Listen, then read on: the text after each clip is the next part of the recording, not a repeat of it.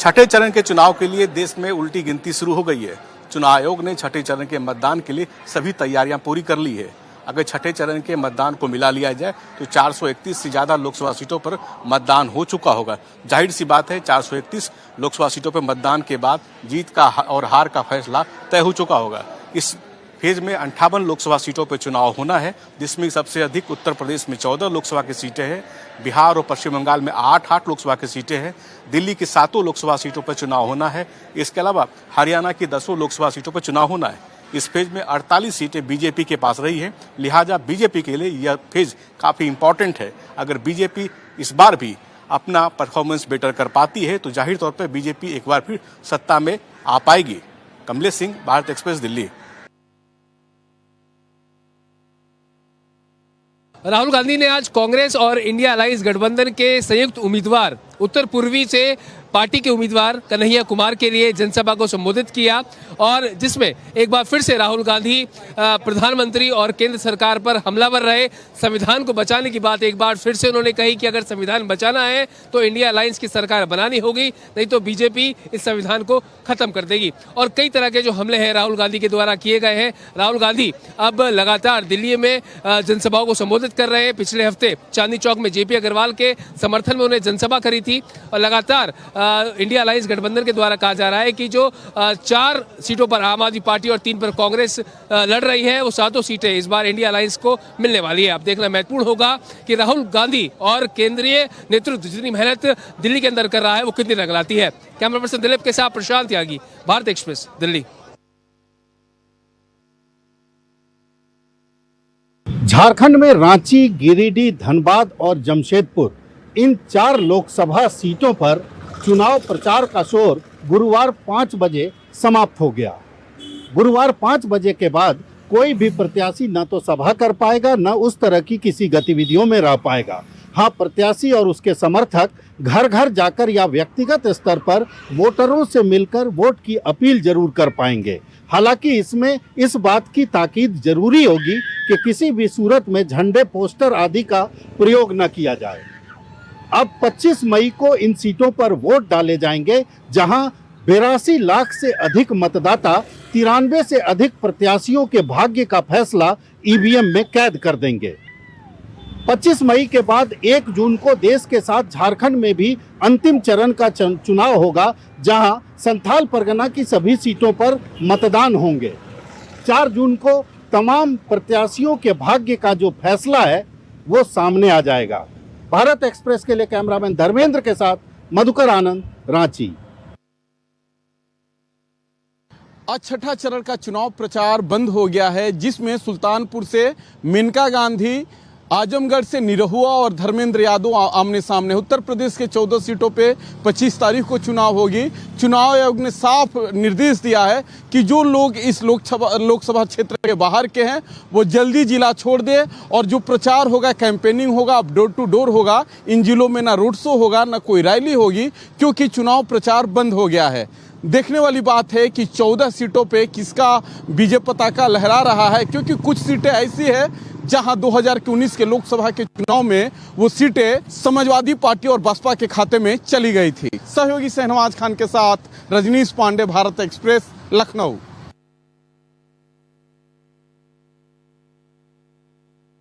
महाराष्ट्र में लोकसभा चुनाव के सारे चरण कंप्लीट हो चुके हैं।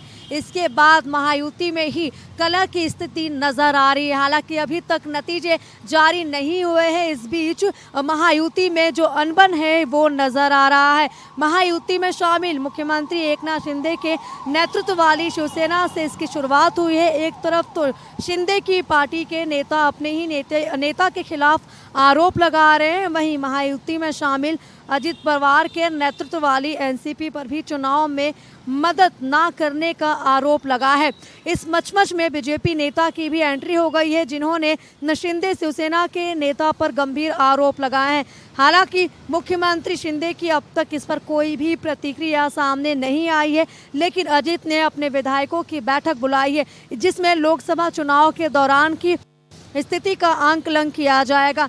मुख्यमंत्री शिंदे की पार्टी के नेता और उत्तर पश्चिम मुंबई से सांसद गजानन कीर्तिकर इन दिनों अपनी पार्टी के नेताओं के निशाने पर हैं। शिवसेना के उप नेता और पूर्व विधायक शिशिर शिंदे ने मुख्यमंत्री को पत्र लिखकर गजानन पर पार्टी विरोधी होने का आरोप लगाते हुए उन्हें पार्टी से निकालने की मांग की है। शिशिर ने पत्र में लिखा है कि पूर्व सांसद गजानन और उनकी पत्नी ने राज्य में 5वें चरण के मतदान के दिन पार्टी विरोधी बयान देकर विपक्षी उद्धव ठाकरे गुट का पक्ष लिया। उन्होंने शिंदे से अनुरोध किया है कि पार्टी का जो नेता मातोश्री के सामने नतमस्तक है उसे पार्टी से बाहर का रास्ता दिखाया जाए। ऐसे में ये देखना होगा कि इस पूरे मामले को लेकर एकनाथ शिंदे की पार्टी शिवसेना की क्या कुछ प्रतिक्रिया सामने आती है और एकनाथ शिंदे की तरफ से क्या कुछ कदम उठाया जाएगा। कैमरामैन बाला के साथ में आंचल तिवारी, भारत एक्सप्रेस। देश के सबसे चर्चित चुनावी क्षेत्र में सियासी दलों के दिग्गजों का जमावड़ा शुरू हो गया है। प्रधानमंत्री नरेंद्र मोदी ने 2 दिवसीय काशी प्रवास के दौरान जहां यहां मातृशक्ति सम्मेलन को संबोधित किया, वहीं उसके बाद उन्होंने पूर्वांचल में सफलता के लिए रणनीति भी तैयार की। वहीं अब विपक्षी दलों की बात की जाए तो यहां प्रियंका गांधी और डिंपल यादव का एक संयुक्त रोड शो होने वाला है। 25 मई को प्रियंका गांधी और डिंपल यादव इंडिया गठबंधन के प्रत्याशी अजय राय के समर्थन के लिए यहाँ पर संयुक्त रूप से रोड शो करेंगे। रोड शो की खास बात यह है कि इसके जरिए जो इंडिया गठबंधन है वो अपनी ताकत दिखाने की कोशिश करेगा और प्रधानमंत्री नरेंद्र मोदी के संसदीय क्षेत्र में इंडिया गठबंधन मजबूती से अपनी बात काशी की जनता के सामने रखेगा। वहीं अगर बात की जाए तो वाराणसी में आज फिर से अमित शाह पहुंचे और उन्होंने पूर्वांचल के 6वें और 7वें चरण के चुनाव को लेकर यहां पर पदाधिकारियों से चर्चा की। और वहीं 25 मई को एक बार फिर से प्रधानमंत्री नरेंद्र मोदी अपने काशी के 2 दिवसीय दौरे पर पहुंचेंगे और वो यहाँ पर काशी के जो पदाधिकारी हैं उनको फाइनल राउंड के लिए चुनावी टिप्स देंगे। बताया जा रहा है कि 25 मई को प्रधानमंत्री नरेंद्र मोदी गाजीपुर में जनसभा को संबोधित करने के बाद वाराणसी पहुंचेंगे और यहीं काशी प्रवास करेंगे। प्रधानमंत्री नरेंद्र मोदी 26 मई को सुबह यहाँ पर एक चुनावी एक्शन प्लान बताने के बाद यहाँ से मिर्जापुर रवाना होंगे और वहाँ पर जनसभा को संबोधित करेंगे। यह भी बताया जा रहा है कि इंडिया गठबंधन की ओर से 29 या 30 मई को राहुल गांधी और सपा सुप्रीमो अखिलेश यादव संयुक्त रूप से एक जनसभा को भी संबोधित करेंगे। तो इस लिहाज से कहा जा सकता है कि देश की सबसे चर्चित चुनावी क्षेत्र में अब न सिर्फ सत्ता पक्ष यानी भाजपा बल्कि विपक्ष के नेताओं का भी जमावड़ा यहाँ पर शुरू हो गया है और पूर्वांचल की राजनीति का केंद्र बिंदु वाराणसी बन चुकी है। वाराणसी से सौरभ अग्रवाल, भारत एक्सप्रेस।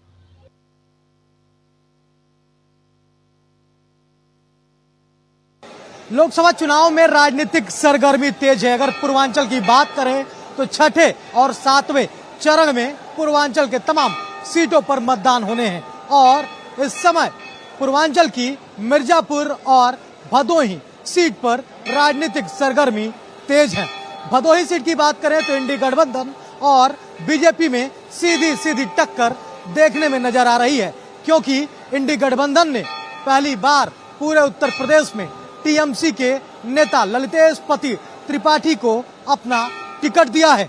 भदोही ब्राह्मण और बिंद बाहुल क्षेत्र है। वहीं दूसरी तरफ से बीजेपी ने विनोद बिंद को अपना प्रत्याशी बनाया है, जबकि भदोही से बीजेपी के सिटिंग सांसद का टिकट कट गया और उन्होंने सपा से मिर्जापुर से लोकसभा चुनाव लड़ने का फैसला किया। ये माना जा रहा है कि मिर्जापुर की राह बीजेपी की आसान हो सकती है, लेकिन वहीं अगर भदोही की बात करें तो भदोही में बीजेपी के साथ साथ इंडी गठबंधन की भी कठिन परीक्षा है और कांटे की टक्कर है। अभी देखने वाली बात होगी कि इन दोनों सीटों पर कौन फतह हासिल करता है।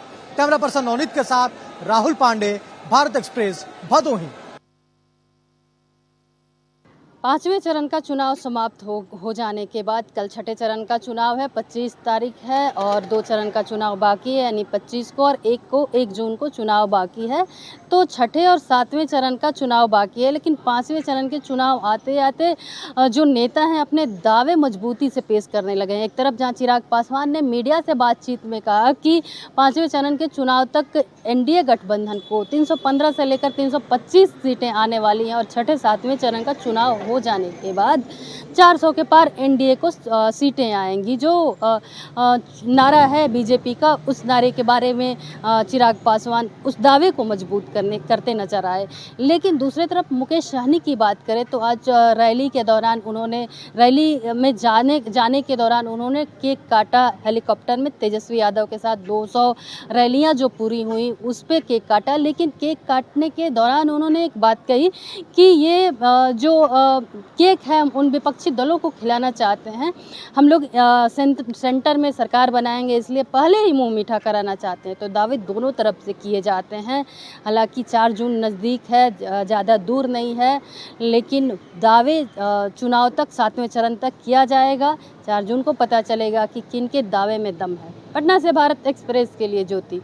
उत्तर प्रदेश के डिप्टी सीएम केशव प्रसाद मौर्य ने कहा ये दोनों लड़के ना प्रदेश चला सकते हैं ना देश चला सकते हैं। देश की जनता ने इसकी जिम्मेदारी प्राइम मिनिस्टर नरेंद्र मोदी को दी है, और जबकि प्राइम मिनिस्टर नरेंद्र मोदी का कहना है कि सबका साथ सबका विकास, और इसी चीज़ का उन्होंने संकल्प लिया है।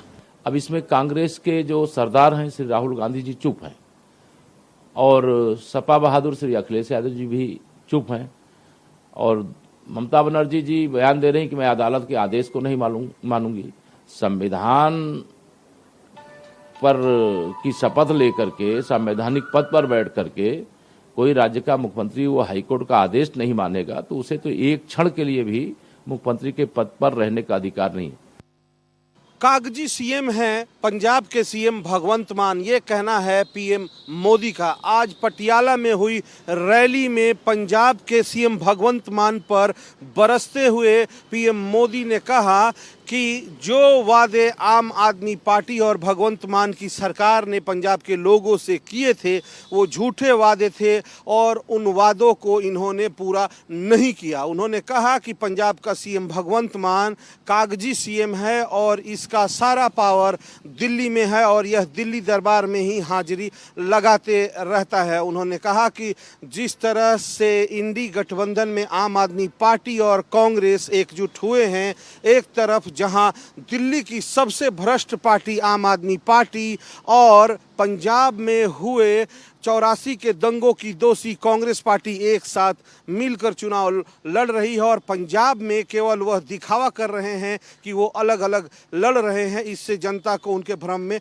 नहीं आना चाहिए। उन्होंने कहा कि जिस तरह इन्होंने अन्ना हजारे के साथ रहते हुए उन्हें धोखा दिया और अन्ना इस बात से काफ़ी दुखी हैं, ऐसे में ये पंजाब की जनता का भला कैसे कर सकते हैं। उन्होंने आज इंडी गठबंधन पर हमला बोलते हुए कहा कि आने वाले वक्त में जिस तरह ये आरक्षण की बात कह रहे हैं, और जो ओबीसी का आरक्षण या अन्य आरक्षण है उसमें मुसलमानों की आरक्षण देने की बात कह रहे हैं, इसे बीजेपी जो है वो कामयाब होने नहीं देगी। और पंजाब की जनता से उन्होंने अपील की कि लोग बीजेपी को वोट करें। चंडीगढ़ से कैमरामैन स्वास्थ्य के साथ ओम प्रकाश राय, भारत एक्सप्रेस।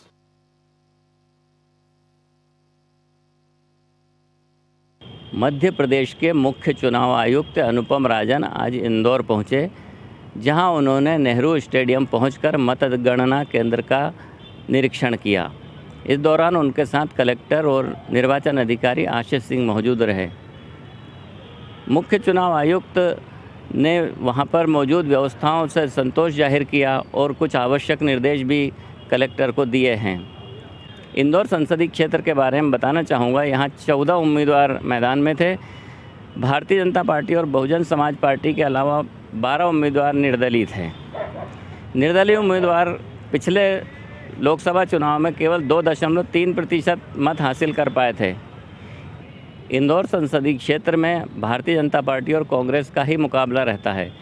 कांग्रेस के मैदान छोड़ देने के बाद मुकाबला एक तरफा हो गया था, इसलिए चुनाव परिणामों से बहुत ज़्यादा लोगों की दिलचस्पी नहीं है, लेकिन फिर भी चुनाव आयोग अपनी औपचारिकताएं तो पूरी करेगा। आप सब जानते हैं कि 4 तारीख को काउंटिंग है, 4 जून को 4 चरणों में मतदान मध्य प्रदेश का समाप्त हो गया है। सारी मशीनें स्ट्रांग रूम में रखी हैं।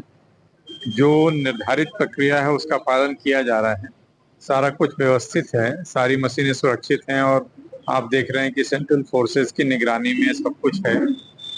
कैंडिडेट्स के लिए या उनके प्रतिनिधियों के रुकने ठहरने या देखने की व्यवस्था भी की गई है। यदि भी कैंडिडेट्स नहीं आ रहे हैं ऐसा बताया गया। स्क्रीन्स भी लगी हैं जिस पर उसका लाइव फीड भी दे रहे हैं, जो सीसीटीवी कैमरे लगे हुए हैं। कैमरामैन इमरान खान के साथ जय व्यास, भारत एक्सप्रेस, इंदौर।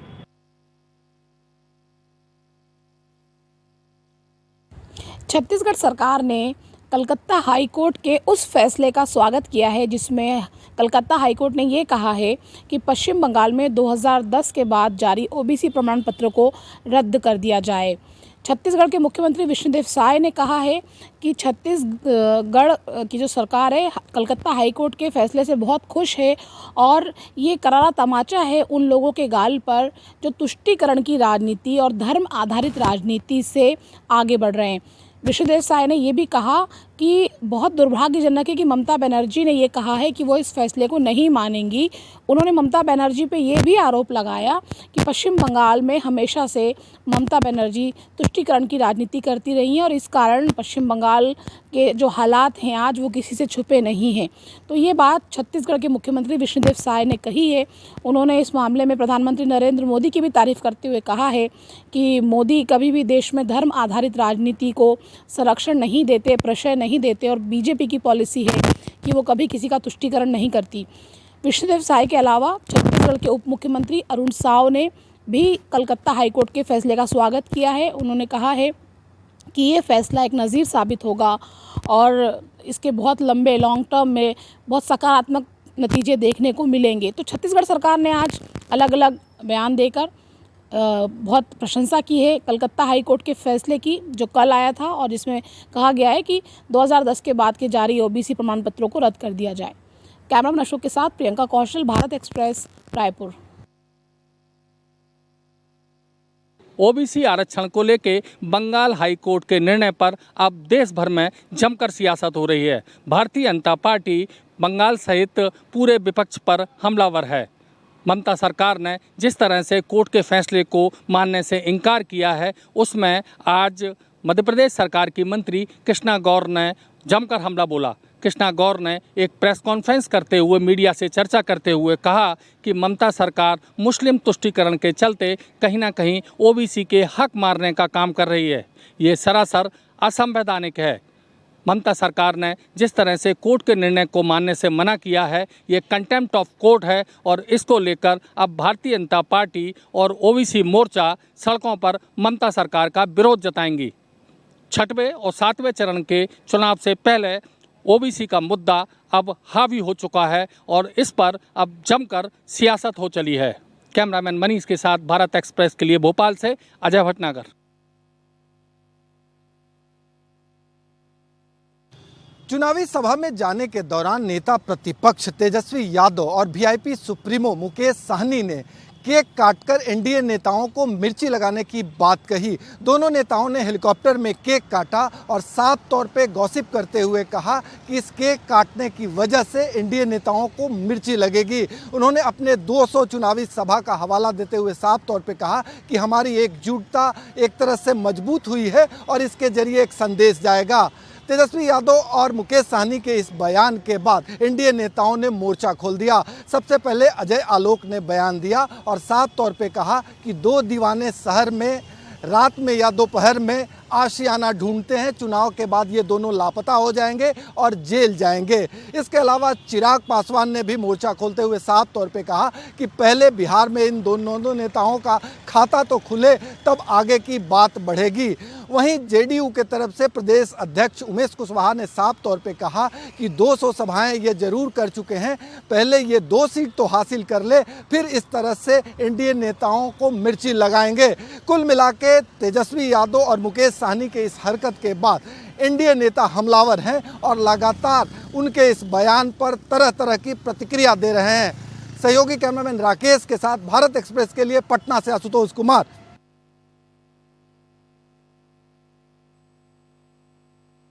गर्मी का सितम ऊपर से जल संकट। आपको बता दें ग्वालियर में इन दिनों जल संकट की समस्या बनी हुई है। वहीं चाहे ग्रामीण अंचल की बात करें या फिर ग्वालियर शहर भर की बात करें तो पानी की एक एक बूंद को रहवासी तरसते हुए नजर आ रहे हैं। वहीं नगर निगम की बात करें तो नगर निगम का कहना है कि हमारे द्वारा जहां पानी सप्लाई नहीं है वहां टैंकरों के माध्यम से सप्लाई की जा रही है, जबकि जनता का कहना है कई बार सुनवाई नहीं होने के बाद भी हमें पैसों से पानी मंगाना पड़ रहा है। ऐसे में जल संकट गहरा जाने से त्राही त्राही मची हुई है। वहीं नगर निगम के द्वारा डाली गई पाइपलाइन में भी पानी न आने के कारण लोग परेशान नजर आ रहे हैं। ऐसे में नगर निगम अधिकारियों का कहना है जो ग्वालियर का तिगरा डैम है उसमें पानी ना के बराबर बचा है और 1 दिन के बाद ही सप्लाई दी जा रही है। ऐसे में बाढ़वासियों के द्वारा कई बार झगड़े की भी नौबत आ जाती है और कई बार झगड़े होते भी हैं। अब देखना होगा जल संकट के लिए क्या कुछ प्रशासन करने वाला है। फिलहाल तो आम जनता अपने हाल पर बेहाल बनी हुई है। मनोज चौबे, भारत एक्सप्रेस, ग्वालियर।